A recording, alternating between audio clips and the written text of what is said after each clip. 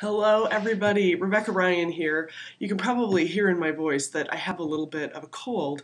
And as I was reflecting on this morning on having a cold and reading some more of Bob Sutton's blog posts, he's the guy who wrote the No Asshole Rule and a new book called Good Boss, Bad Boss, or maybe it's Bad Boss, Good Boss. In any event, I've always loved this guy. He's collaborated with Jeffrey Pfeffer in the past on projects, and I always have loved their work because I share their spirit that work should be joyful, that managers shouldn't be dicks, all these things. Anyway, I'm reading his post this morning, and at the same time, I'm realizing that I'm not really enjoying my in-room cup of coffee.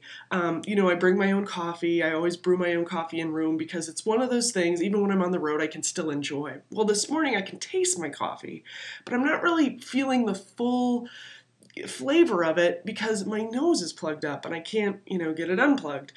And for those of you who've ever been out to dinner with me, you know that I do this.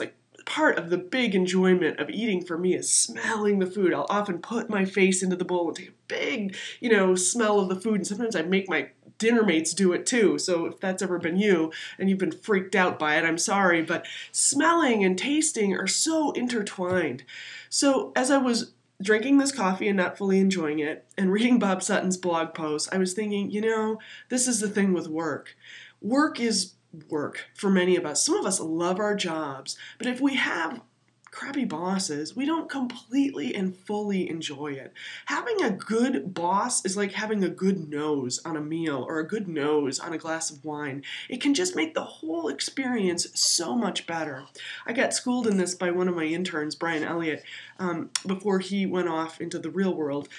We were, going out to lunch, and he said, Rebecca, from all the research I've done with you at NGC, what I've realized is that my boss is going to make or break it for me. And so he said, beyond trying to find a great workplace, he said, what I really need to do is just find an awesome manager, an awesome boss. He was so right.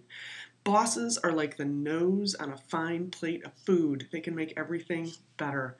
Here's to you. If you don't have an awesome boss right now, try to develop into a great one, or start thinking about what department you could move into where you could just experience a better boss. Good luck.